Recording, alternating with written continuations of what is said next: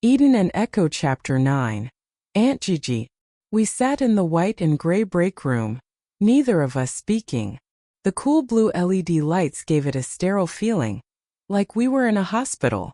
I rubbed the toe of my boot against the textured cement floor, scraping off bits of rubber as I fidgeted.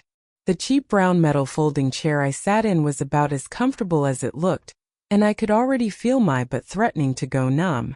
Finally, I couldn't take it anymore. Is Aunt Gigi a gangster? I asked. What? No.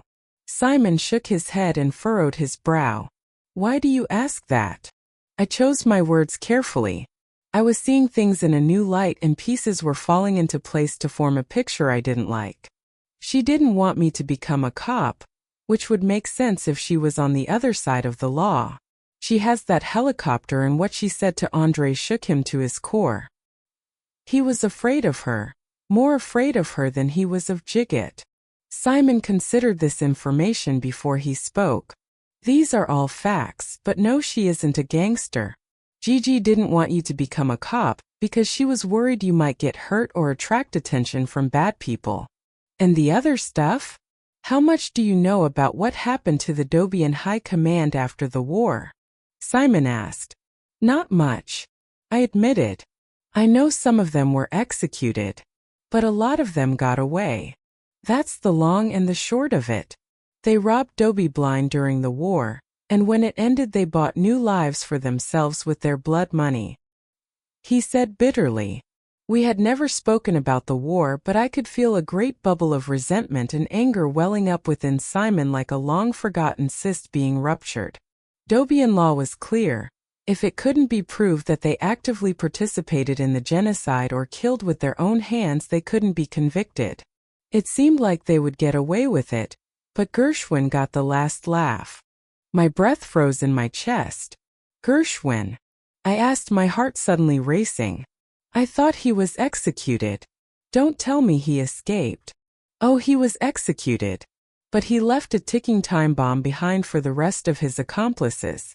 You see, he was an incredibly gifted scientist, maybe one of the best that ever lived. Gershwin was able to combine cats and biomod and stolen human nanotech to produce super soldiers. Warhunds, I said, thinking of my grandfather. Yes, a whole variety of them, all specialized to execute certain functions. Eventually the process became safe enough for Dobie to start enhancing their special forces. But in order to get to that point, Gershwin needed test subjects which he took from the concentration camps. The first batch of test subjects died horrible deaths. But as time went on and he refined his methods, more and more survived. Some of them he brainwashed and kept for his personal guard. Others he gave to the army as proof of his abilities. But the cats he experimented on were being prepared for a different purpose. Simon said darkly. It might have seemed strange that he was augmenting so many Katzen, but nobody was willing to question his methods when the High Command was so happy with his results. A few months before the war ended, he opened the gates and set them all free. High Command was angry, but they had bigger problems than some escaped prisoners. So what happened? I asked, wondering why I hadn't learned about that piece of information when I was doing my research. I had never heard about Gershwin freeing prisoners. For the first few years, nothing. Then one day, well, Simon stopped. He looked over at me and sighed uneasily. This part isn't my story to tell. If you want to know more, you can ask Gigi. But some of the survivors decided to finally do something about the war criminals that escaped justice. They partnered up with other victims and began hunting down the people responsible. Some they killed, others they brought back to ESPA for trial. As you know, ESPA is dominantly a Katzen territory, so their courts were less lenient than those in Dobie. So she's a hero, I said, feeling conviction rising in my voice. She made sure justice was served. That she did, Simon said, obviously relieved by my reaction. After the work was done, she settled down in Coven and started her shop.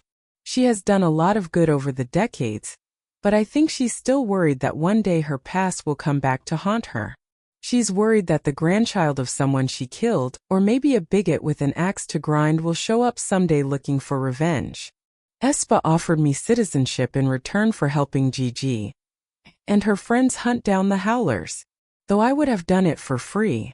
I was worried about retribution, but nothing ever came of it. So you helped. I had a hard time imagining Simon hurting anyone. Why were you involved? I'm a survivor too, he said. For a brief moment Simon seemed like he wanted to elaborate, but he decided against it. What else do you want to know? I tried to digest this new information. Gigi's words about the camps echoed in my ears. I loved her like family, but she could be a manipulative bitch. She was using the situation with André to force Simon's hand. She wanted me to know about their history and didn't care about the fallout. Though why it was so important to her was a mystery. I didn't want to go digging into Simon's past any more than I wanted people looking into mine. People killed demi-humans on sight. I understood the need to keep secrets. Secrets kept people safe. There was something else that had been eating away at me as I sat in my uncomfortable metal chair.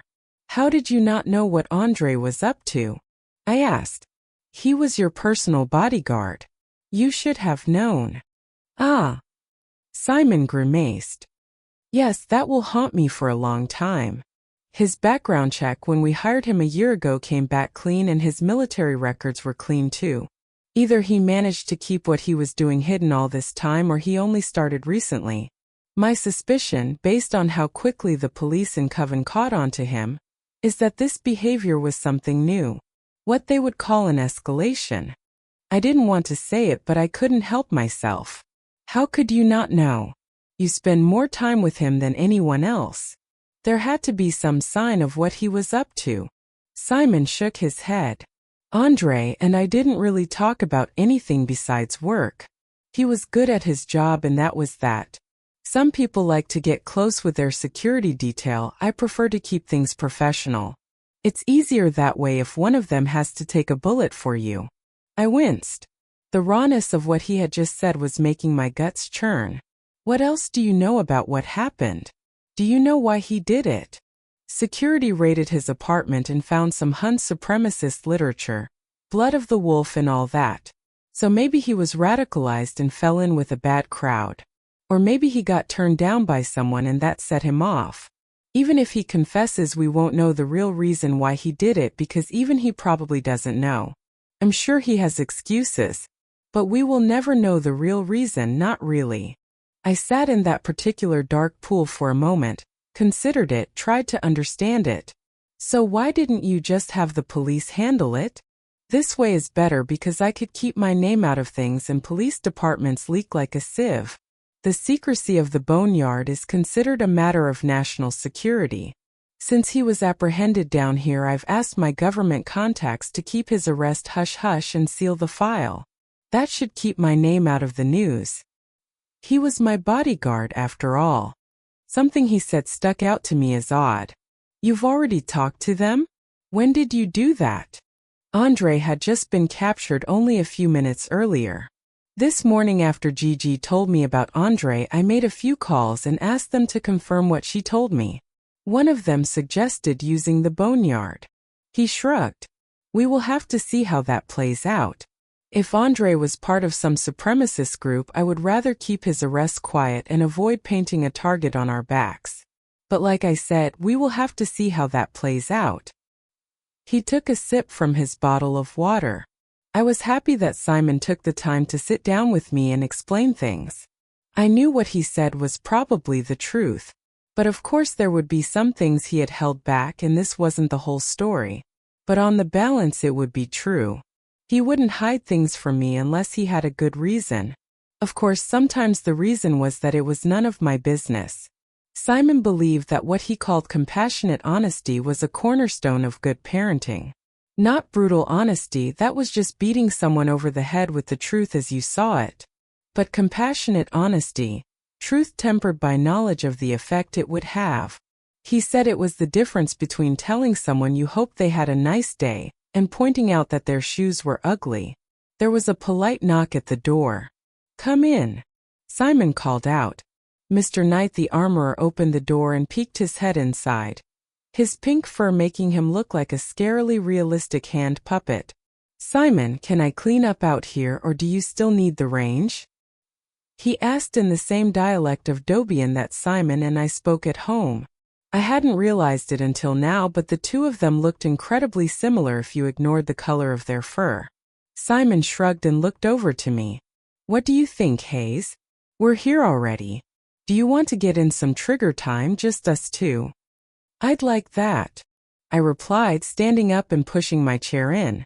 It would be nice to blow off some steam. Very well, Mr. Knight said as he opened the door the rest of the way for us. I'll send some target drones down for you to practice on. Then he stopped and looked at me. You did good today, Eden. You kept your cool and didn't make a bad situation worse by trying to insert yourself into it. Well done. I didn't do anything, I replied, feeling self-conscious. Jigget did all the work. Mr. Knight nodded in agreement. Yes, and you let him do it uninterrupted. You would be amazed how many people can't just let other people do their jobs. The right move was to do nothing. Perhaps you should meditate on that. Simon smiled warmly. Are you thinking about taking on another student, my dear Mr. Knight? Perhaps, the pink Hund admitted. I love weapons, but you can only do the inventory so many times a day before your brain threatens to melt out of your ears. But not today, Simon said. Today is our day. Isn't that right, Hayes? Yep, I said happily, feeling more centered now that the stress of what I had seen was dissipating. Today it's just a girl and her father spending some quality time together. With machine guns, Simon added, a mischievous grin on his face. With machine guns. I grinned back. If you love this, don't forget to like, subscribe, and turn on notifications so you don't miss the next twist.